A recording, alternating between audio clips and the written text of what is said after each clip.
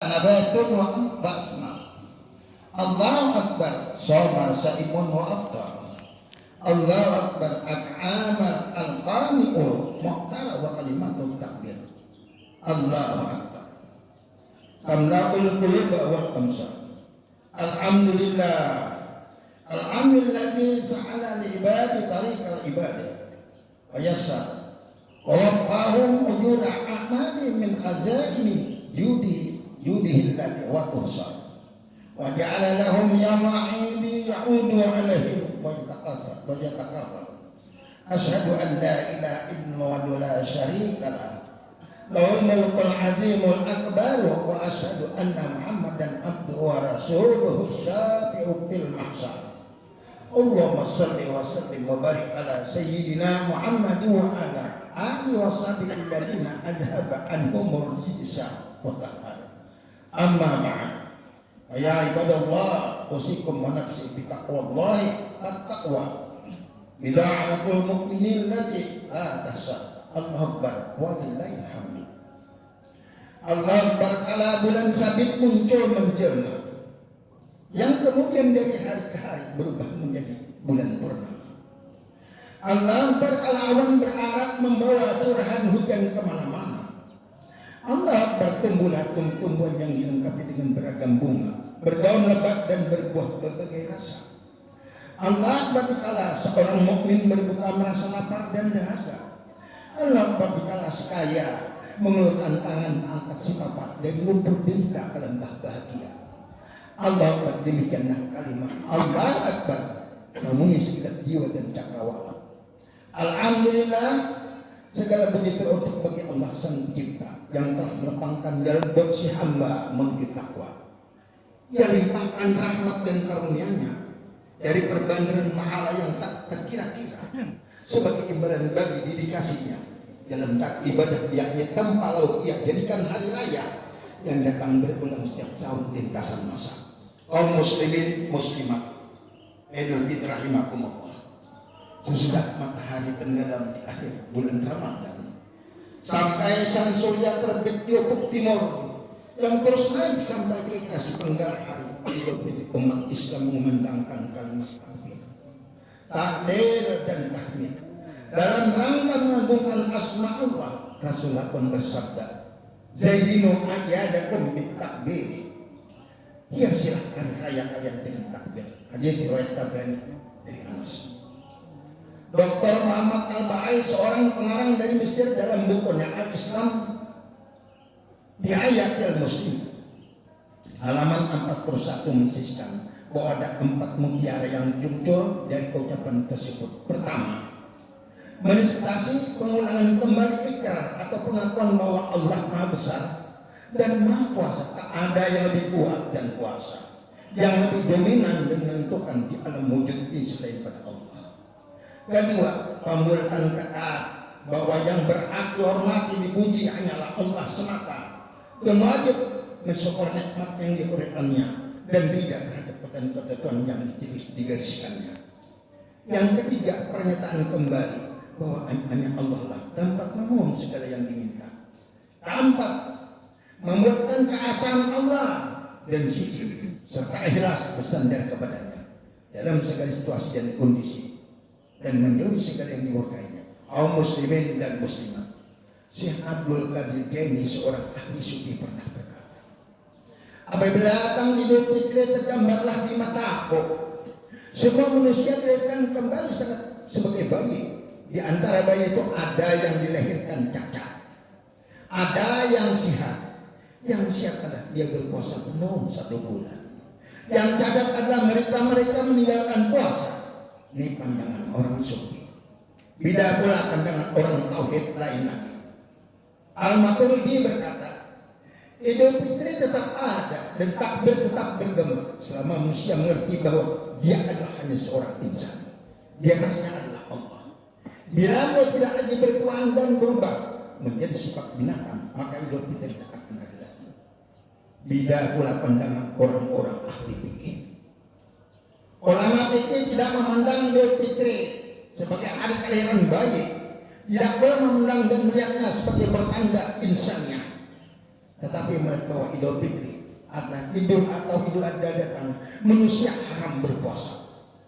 Semua manusia harus makan dan siap membayar zakat sesudah apabila dia membayar zakat sesudah maka tidak bernama zakat fitrah, tetapi sedekah.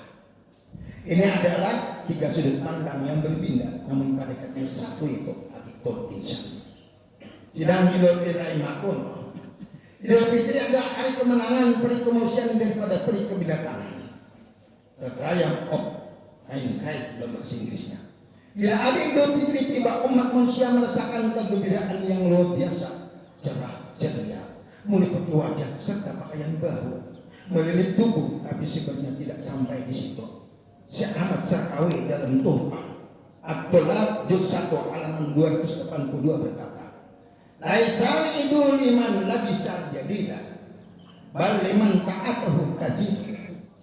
Bukannya hari raya untuk mengganti pakaian baru, tetapi hari raya adalah teruntuk bagi mereka yang taatnya kepada bertambah-tambah. Walaliman tajammala bil malbasi warukubi, bal waliman ghufirat lahu dzunub. Hari raya bukan pula teruntuk bagi orang-orang yang berdandan, berhias diri dan berpakaian ataupun dengan kendaraan yang baru. Tapi hari raya diperlukan bagi orang yang mendapat ampunan dari segala dosa dari Allah. Kaum muslimin wal muslimat, Idul Fitri sebagai penutup dari pelaksanaan ibadah puasa Ramadan, bukanlah sebagai peristiwa rutin tradisional atau pelaksanaan ajaran dogmatik tanpa makna. Idul Fitri adalah hari realisasi perwujudan takwa sebagai buah dari upgrading sebulan penuh di bulan Ramadan dengan ibadah puasa. Syekh Mustafa Sadiq Ar-Rabi, seorang ulama dan sastrawan Mesir, mengatakan bahwa puasa adalah madrasatus salasina yauman, pelatihan atau gemblingan 30 hari. Hadirin jamaah rahimakumullah, dengan beridul fitri sebenarnya kita hendaknya membaca diri kita masing-masing. Adakah puasa yang kita lakukan itu berhasil menjadikan diri kita sebagai muttaqin, atau apa itu jatuh pada pelaksanaan ritus agama tanpa pesan moral yang dikehendakinya. Mari kita merenung bersama-sama sejenak berdiri kita masing-masing, bahwa ada dua hal yang mendasar harus dikendalikan ketika berpuasa, itu syahwat perut, kedua nafsu kelamin syekh. Karena apabila kedua masalah itu tidak terkendali, manusia akan terjerumus ke dalam lembah nistapa. Namun kadang-kadang kita telah berpuasa, tapi kita lupa pula apa yang ada di balik puasa. Allah sebenarnya banyak menyampaikan pesan-pesan moral melalui puasa.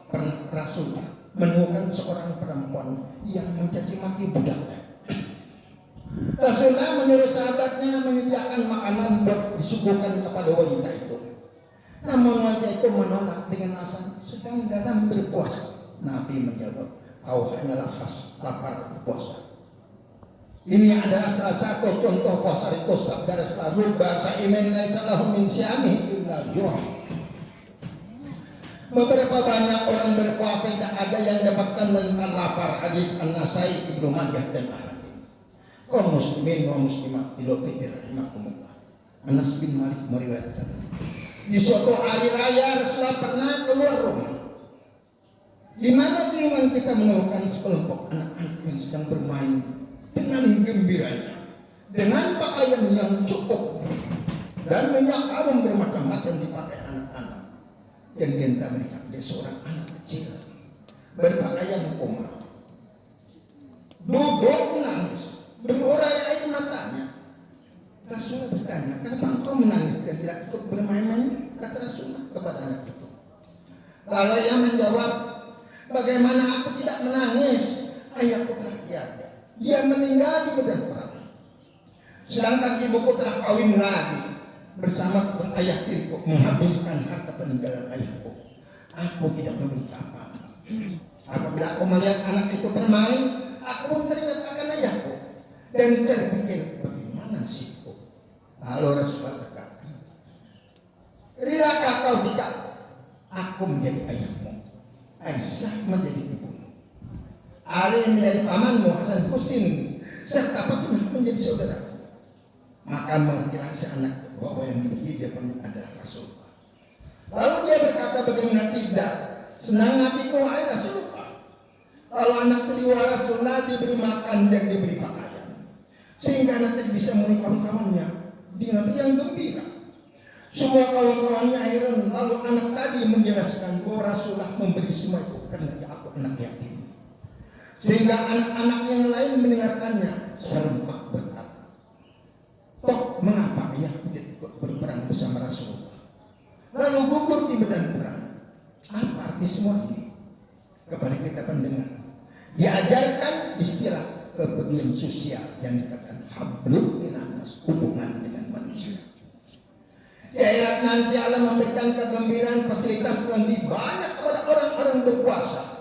Pertama, berjumpa dengan Allah. Kedua, ketika memasuki surga telah disiapkan pintu kehormatan khusus para pengamal puasa, yang mana pintu Ar-Rayyan.